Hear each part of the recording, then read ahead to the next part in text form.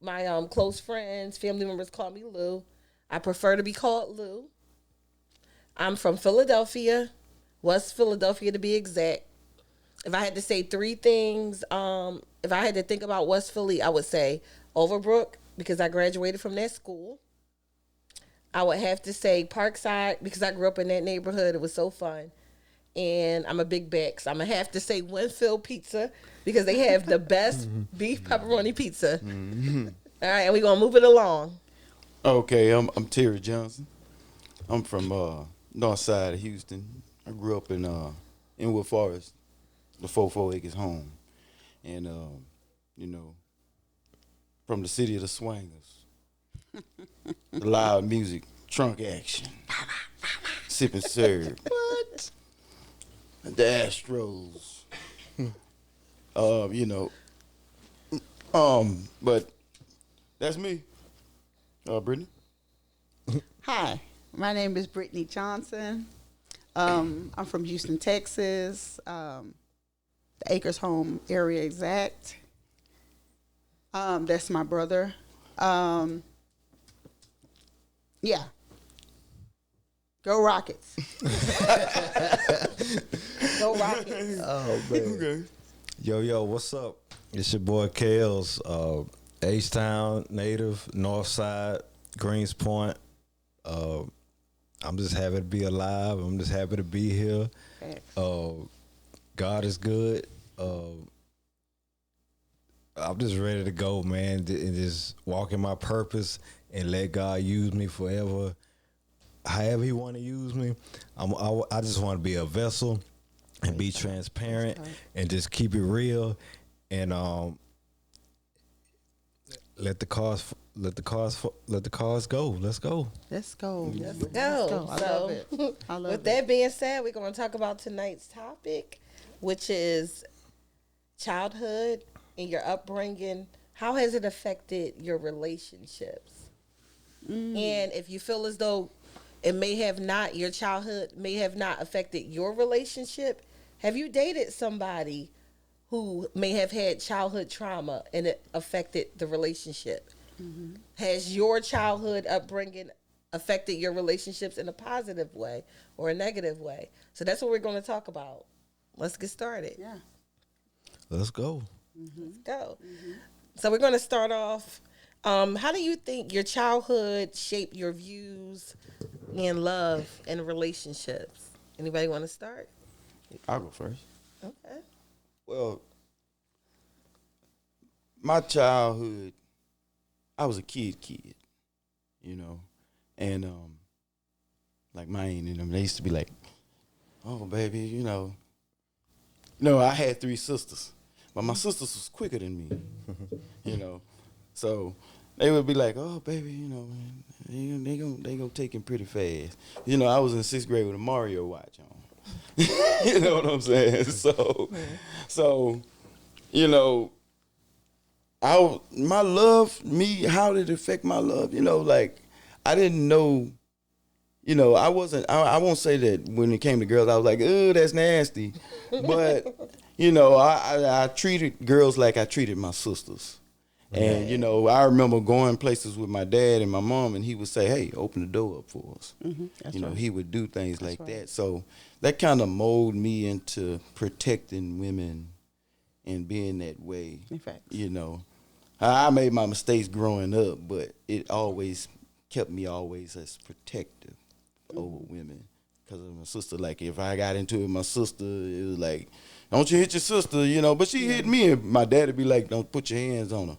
But my mama would be like, "Hey, You can pass the lick, you can take you one. pass the lick, you can take Right, one." You know what I'm right. saying? So I kind of got both a little bit. I got my mama, then I had my dad. Kind of gave me, and but far as relationships, I was a little slow when it came to kind of stuff like that. I used to see the movies, and they would kiss, and they would just wake up the next morning, and I thought that's what it was. Right. Right. So, I Yeah. pretty much I was innocent until I got older, and then when I started getting around other guys and cousins and stuff, and I started seeing what it was, and that's when it kind of went a different way for me. So, yeah. And I grew up and innocent, That's a good thing, though, Yeah. because you were somewhat protected, you know? Yeah, I was You protected. got to be a kid, so that's a good thing. Yeah. It was. I had both. I had a mother and father that kind of gave me both sides. So Yeah. that's what it was for me. Anybody else want to step in before I give my perspective? Again? So the question is, how do you think your childhood / upbringing affected you when you started dating? Like, how did it affect your relationships? Oh, just having a father and a mother, seeing that foundation of parents teaching us about what a family looked like, to teach us how to be submissive. My daddy was one of those dads that, I was a daddy's girl, so he always sat back and taught me what God likes in a woman, a Proverbs 31 woman. So that structured me to be who I am. So, yeah. I was close to my brother. He was my protector, still is. And he didn't disrespect us. He didn't do none of that. So a lot of stuff we didn't see that. If we saw it, we saw it on the outside of the family, or if we seen it in the household, it was, All right, can I go back again? Yeah. Yeah, like every family have its problems. Right. I used to see mama do her thing and daddy be sitting there reading his car books or something. Yeah. You know what I'm saying? It'd be like, Yeah. Daddy, you ain't gonna say nothing, like, Mama was very he was just headstrong. kind of like, mama was that kind of woman, but my old man, he was laid back, and was, he was laid back, but he would correct you, but he was kind of old school. Like, he had his own thing. He wasn't the type of dad was hands on, but if you getting ready to veer out a little bit, he gonna put you back in line. Yeah, He gonna be like, hey, come here. He wouldn't say much. He wouldn't spend a lot of time with you and all that, but he was there. He seen you veering off or whatever. He gonna, hey, right. come here. If it wasn't him, it was my uncle or something like that. But It was a village with all of us. yeah, it was a village. Yeah, so that's how it was. I can personally say, far as upbringing with my parents, excuse me.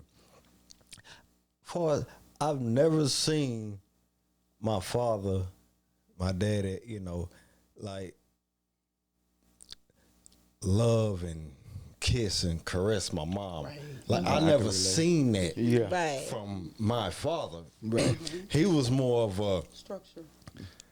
we're gonna do this, work, yard work. This, I was more of a like he provided. Right. So that was my upbringing as a young man. Okay, this is what it means to provide as a man. I never seen that loving part from my father. So as an upbringing, I'm like, okay, if I'm bringing home the money, if I'm getting out there working 8-9 hours a day, 12 hours a day, I'm being a man.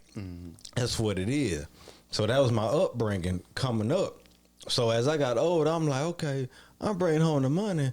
Okay, where the loving come in at? Like, how did we get here? Okay. So from my father's perspective, it was more like I had both parents, by the grace of God, until I was like 14. They got a divorce. My dad passed about 10, 11 years ago. So it was more like that providing was still in my mindset. Like, okay, you got to provide, son. You got to do this. And I never been lazy. It's like ever since I was like 15, 16, I've been working. Like, you got to do something.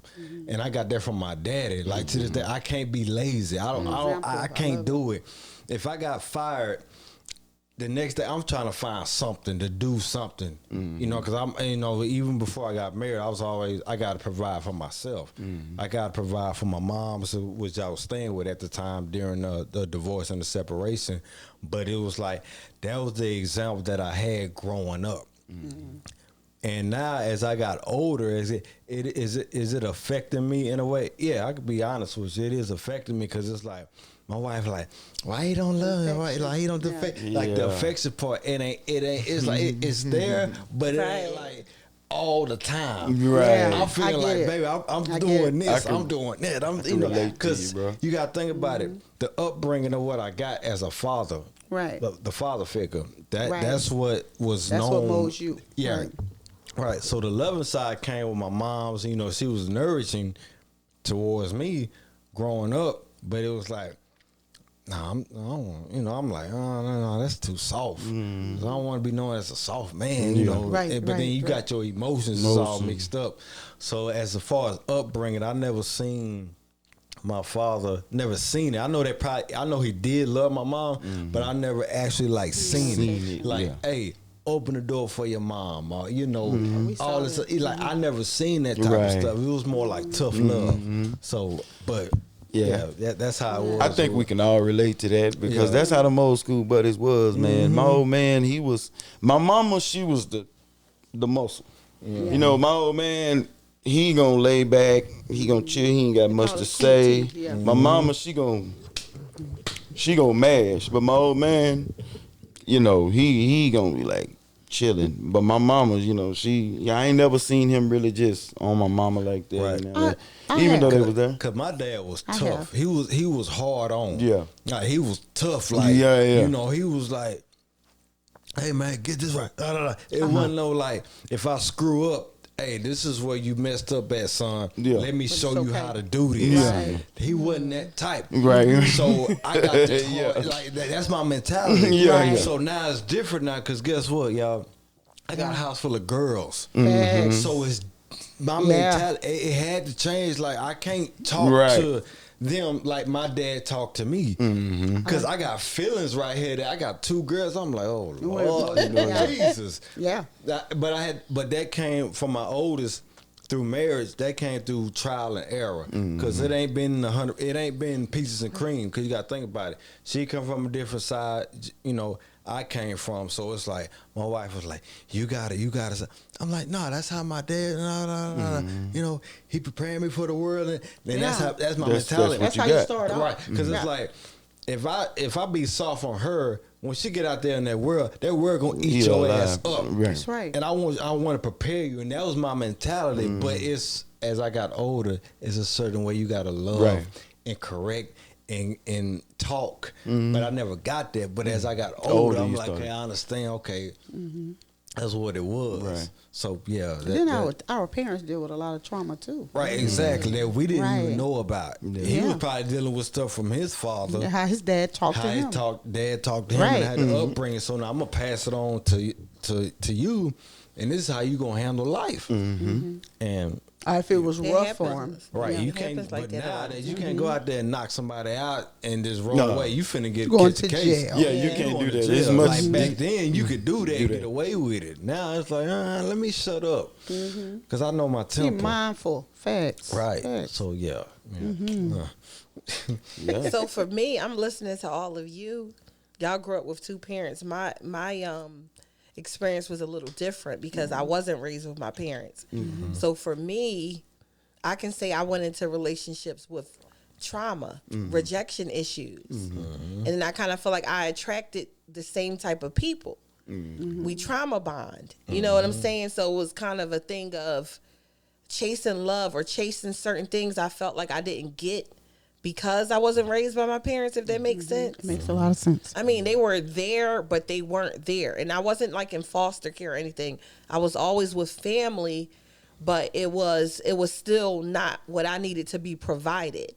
So I grew up like, okay, if I become the best if I learn how to cook, I'll be the best cook, the best at sex, the best at this or that. Right. Then somebody is going to want me. You know what I'm saying? Right. Because I grew up kind of feeling like, well, dang, if your own parents don't want you, you know, and it wasn't the case. You know, you grow up and y'all spoke on the fact that it could be our parents have trauma a lot of times, and I didn't learn this until I became a parent. That when you're a kid, you look at parents as parents. They're supposed to be perfect. They are human beings as well. We don't see that, but now that I'm a mom. it's like no matter what I do, I think I make the best decision. It's gonna be something she's gonna look at and say, well, Mom, I'm this way because of this or that. Because trauma is passed on a lot of times. Right. So, and that was one of the reasons why I wanted to kind of talk about this, because everybody has a different childhood. Everybody has a different perspective. Because like, I'm not going to like go deep in, but like, imagine you have trauma and then you dealing with somebody else with trauma, and then y'all bringing y'all trauma together, and it's more trauma. So I kind of got used to dysfunction. I was thinking like, well, let me not even say I got used to dysfunction while I was dating. I already was used to dysfunction prior to that because of my childhood. And it's not to even say anything about my parents, like, because I love my dad. My dad is my best friend. But at the same time, they started having kids. They were kids. So it's like you're expecting kids to raise kids. That's you get what I'm saying? So it was a lot of things. It took me to get to a certain age to get it. Like, even moving out here, it was like, okay, I moved out here by myself. Moving out here by myself, I had a lot of time to reflect and heal, which was good for me. So now I'm like here, and I'm like, okay, God, I get it.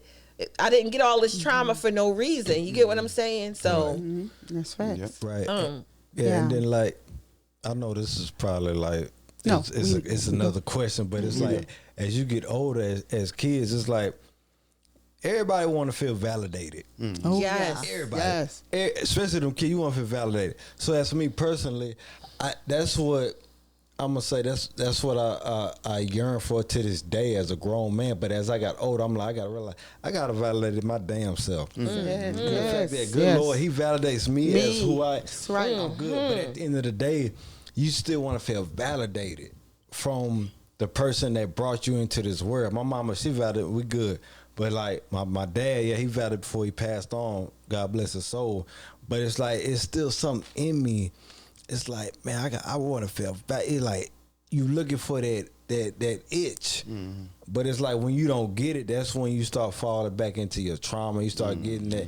I understand exactly what you're saying. But at the end of the day, it's like you got to get to a point where at first counseling wasn't even a word back in the day. Especially not for black. That's right. You tell me, so you weak. Yeah, you crazy. You crazy. But now, like, you need to do that type of stuff to find yourself.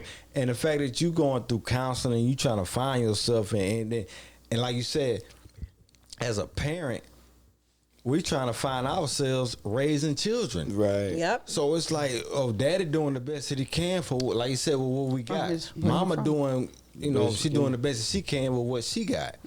So it's like, you can't, but as the kids, they're not understanding. They're in an immature mind state. Right. They don't understand it. But like, once they get older and they realize, they're like, oh, okay, see, now you see why daddy was acting like that. And now you have to walk that mama experience. Right. Now you see why mama was talking to you like that. That's right. So it's, my daughter made a valid point one time, and I got upset with her. But now I see it. She made a point. She said, Mom, we were both all going through this. I said, your sisters and brothers, they said, Mom, you were struggling. You were doing this. And I felt this type of way. But in my head, I'm like, I did the best I could. Y'all turned out amazing. Right. And my other daughter was like, we had fun. It was fun. She said, you have to understand, just because we're both walking, we're all going through the same situation. Everybody have different point of views. Right. So that's good that me and my brother is here, because he might see things from a different light. Perspective. And I see things from a different perspective. But we're going to get off into that. Yeah, like our mama was 18, we seen her do some stuff. And our daddy was 27. Our mama was a baby, she was 18. She come down and we riding in the car seat all over the car. Ain't got no seatbelts on. Right. And, that was the 80s, daddy so. like, hey, Sandra, why don't you get in there and just cook? Mama, she in the streets. Because, now I look at him like, well, daddy, you married a baby. Right. My daddy was much older than my mother, So, now I used to be like, Mama, I used to be like, Daddy, But I see why Daddy was just kind of let her do her thing, because my mama was 10 years younger than my daddy. Okay. Right. You know what I'm saying? So I used to see her do things, and I'd be like, Daddy, what's up? But he understood that he had a wife straight out of high school, you know. He was So, at TSU. No, I don't think he was 27. He was 27 on my Oh, he birth was? certificate. He was 27. I was Okay. Now let me ask you guys. Okay. Can you recall any childhood memories that may have impacted how you approach dating? Well, I put it like this. Ooh, that's a good question. Look, my daddy, I'm put it like this. He was cold with it. My daddy was he was his charisma, his swag, his style, his talk, his flow. It was to me it was unmatched, and that's where I believe as I got older as a man, start smelling myself. Oh, yeah. You know, that's when I'm like, okay, I'm finna do what my daddy was doing. Cause my daddy was, he was cold with it. He knew what music to put on. Had Teddy Pendergrass and Isley Brothers. Oh, yeah. And, Sound like Daddy was a pimp player. He was a player. So it's like he had swag. Right. Before swag was even a word. He had it. You didn't know what to call it, but he had Right, it. he had it. So I'm Right. like, okay, this is what I need. Okay. I'm like, all right. So I started studying the music, and I start growing into that. If you can just imagine, you know, that type of style and era. So I'm like, okay, I can do this. Okay, Daddy, man, you can talk. Yeah, like you ain't an a-hole like I thought you was, but okay, you know, you good with it. Okay, but that's as far as like dating. If I didn't know what to say to a woman, I saw how my dad used to talk to my moms. He let the music play for her. I love it. So I'm like, okay, let me. He was That's a romantic. smooth player. He's a man of small words. Right. Right. So like, you know, back, you know, yeah, you know, y'all remember back in the day, you be on the phone with your gal, or you got it in the whatever. background. You know, you got the music in the background.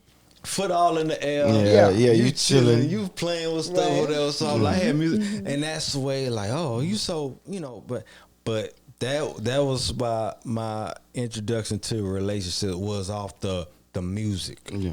Right. I like that. And I know Let that's me- well, go ahead. Now I was gonna say, so let me just ask you this. So did you guys have the quiet storm in Houston? Yeah. Okay. Because that's what it is. Because you just brought me back to the quiet storm. I had to ask. Yeah, Magic 102. Okay.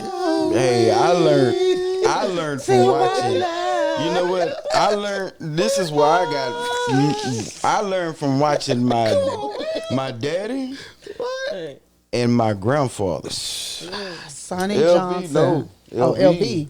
Yeah. LV was a My smooth mom. man. Yeah. Hey, that Don't man need to now, ask. and he was an older guy. He could take you somewhere. These my grandbabies, and he could just sit in there. And he could just Gorgeous. make everybody just move around. LV was All that the man. women get the smile, and The he was man, tall. hey, that man now. Yeah. Hey, but Uncle Byron, Dinky, that's another guy that played a big role. Like I said, we was raised by a village. So we had uncles, aunties that I didn't pick up everything I got. I got this from my daddy. I got this from my mama. I got this from my auntie. I got this from my uncle. I got That's this right. from my goddaddy, my uncle. That's right. You know, my cousin. I mean, they was older than us. You know, I had Right. cousins like grown already, but Like I was Ian. raised by Ann. Yeah, everybody. I was raised by a village. So all these people, I took something from all of them, and that's how I became who I am. That's right. You know. That's it. Right. Makes a And lot of sense. and far as my daddy was like this with the ladies, and my grandfather was like that with the ladies. Oh yeah. And my uncle was like this with the ladies.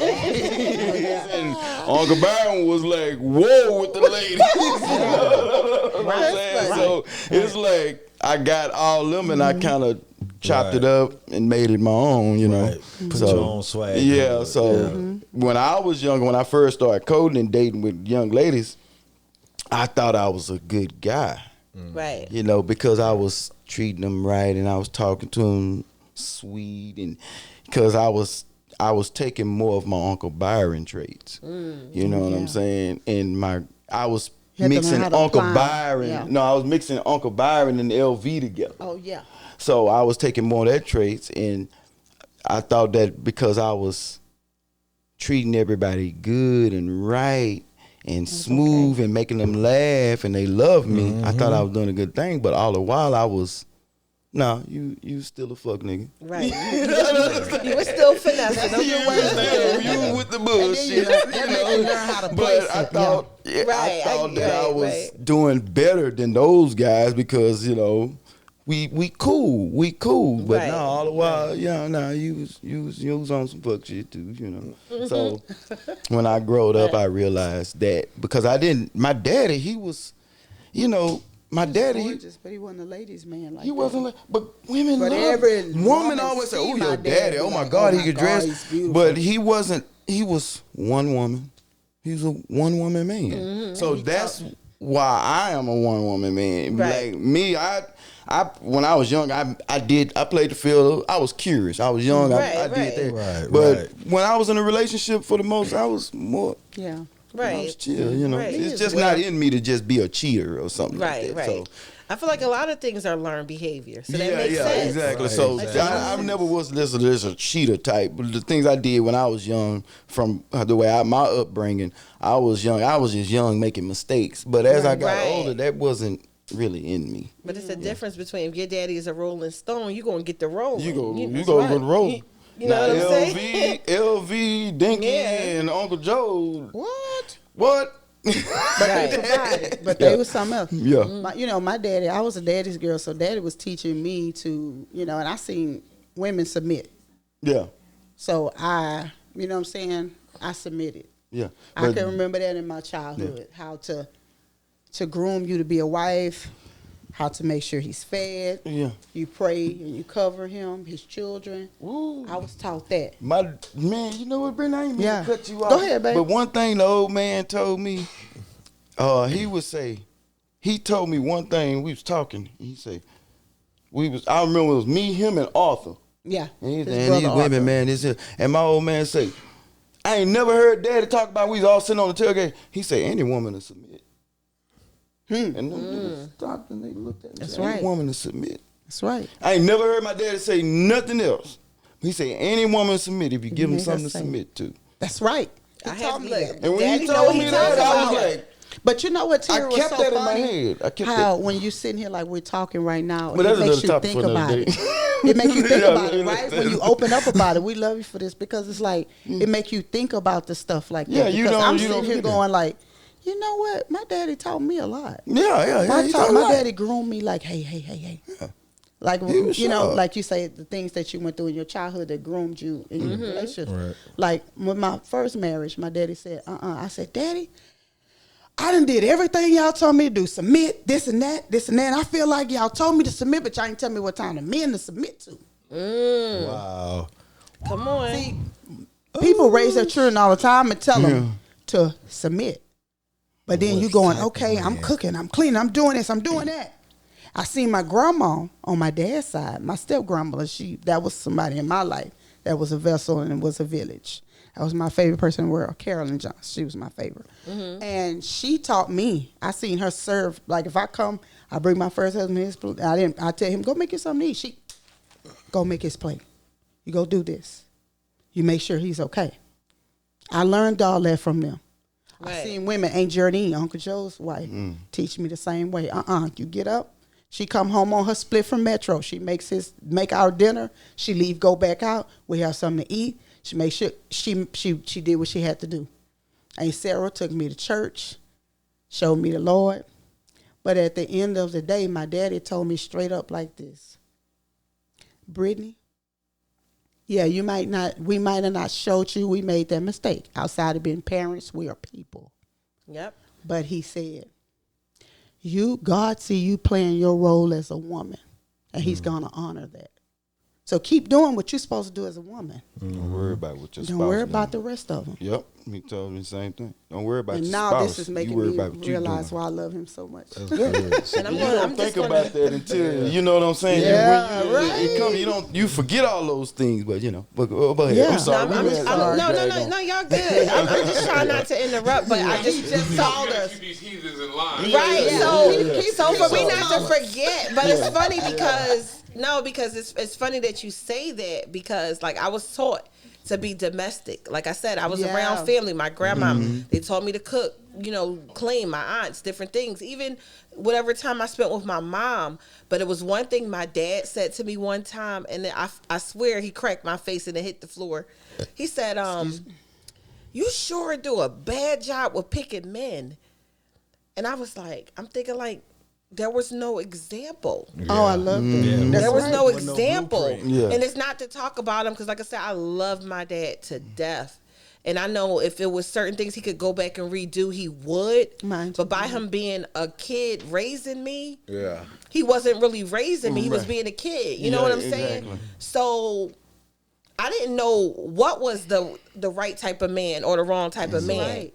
I just knew I had trauma. My trauma, you got to be careful with the enemy, because he's going to get in where you weak at. Right. And he's going to bring more people and more things to destroy you. So it was like I was attracting those things because I was broken. And the devil's job is to break you even more. That's right. You get what I'm saying? Right. So it's like these people are coming and I'm just like, but you were the example. Right. And I'm not to talk about my book. I talk about that though. Right. You know what I'm saying? She talked the character, she talks about that, like what a dad is supposed to do, what a dad's role is. Right. I didn't have that. So in reality, I was attracting what he was. I don't think he wanted to see that. Now that he's being a dad, he's seeing it and it's hurting him. He might have not delivered it the right way. But that was what was said, and I was just like... But my daddy, speaking from a daddy's girl, my daddy suffered from that too. Because even though he was in the home with us, a lot of times being silent, you marry a man that's silent. You attract your father. There, but he's not. Yeah. Right. You attract it. Right. You do. And coming from my perspective, I was a daddy's girl, and it's like out of all the kids, it's like my mom passed away when we were young. I was 17, young. He was 18, So he lives with that. He lives with that. He lives with that trauma that he deals with because of his childhood. And he talk, I'm the one he can talk to about it. But okay, Mickey Mouse, all right. But yeah. It's the Social Drinkers podcast.